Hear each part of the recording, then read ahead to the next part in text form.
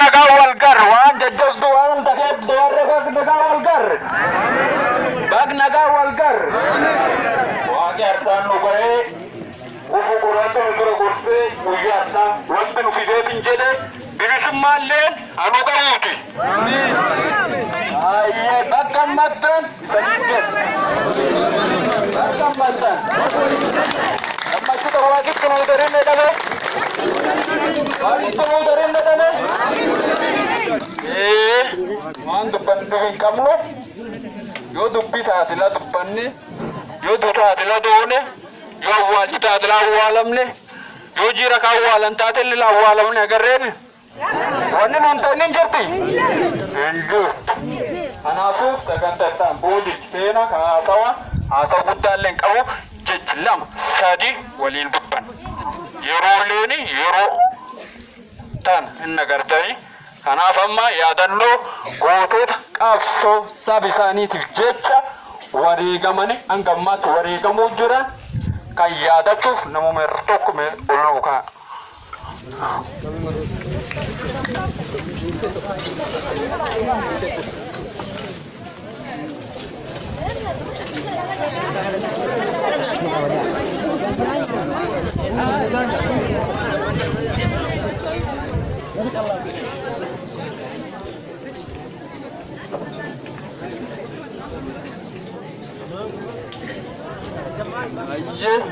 gootota qabsoo bilisummaa oromootiif wareegaman yaadachuuf tokko lama sadi Oromo yoya Dika gudda yoya Jansa jarti yoya Bag jiratan Ardi jetan isan injet Walar gulu ju wanda jabdu toko Sanarki nanti kotok siya Inoi toko nadagame Ito walin miseensota waraana bilisummaa Oromoo Zoonii Kibbaa Cibraa Soddonbooroo kabajamaaf jaallatamaa sabboontota qaqqaaliiwwan abboo faayyoo uummata Oromoo hundumti keessan akkam jirtu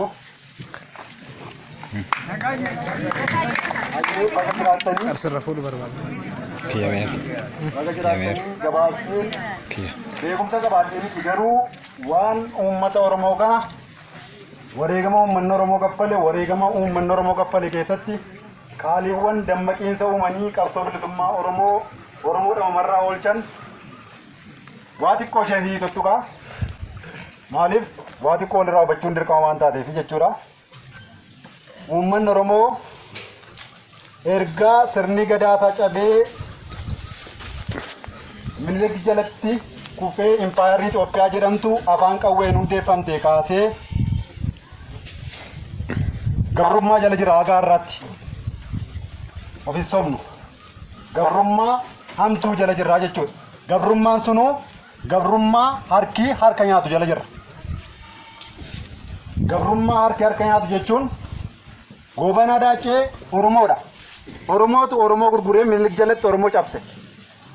Guyyaa sanaa kaanee sirni gadaa keenya ittiin wal bulchinu gaaddisni odaa jalatti eenyu sun maal ta'e jechuudha. Inni horkannee jechuudha. Ayyaantummaan keenya diinaan dhuunfatamee jechuudha. Guyyaa kanaa kaasnee maaltu furmaati maal ta'a jedhanii warri dammaqan uummata Oromoo mataa walitti qabuuf qabsoo eegalan.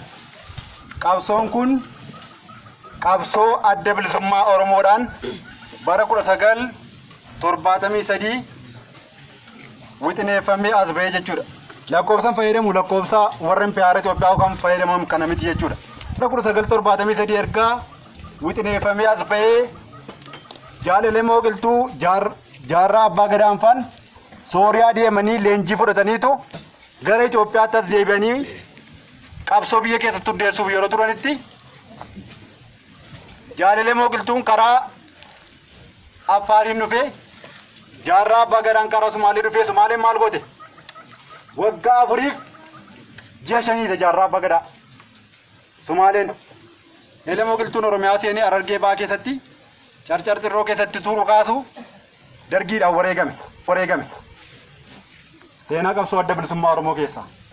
Akeekaaf kaayyoon kun akeeka dhugaa uummata Oromoo lafasaa, namasaa, mukasaa utuu nambisin bilisummaadhaan uummanni Oromoo akka jiraatu wareegama kaffaluu guyyaa elemoo qilxuun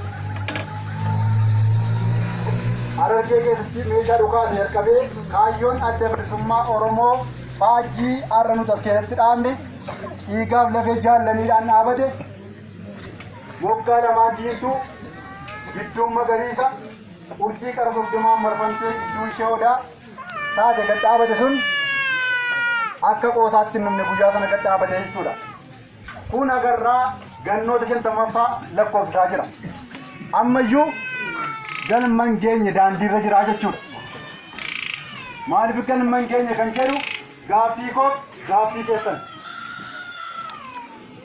Wareegama kana keessatti agam gatii kaffalaa jirra. Oromoo wajjin taanee qabsoo kana tumsaa jirra.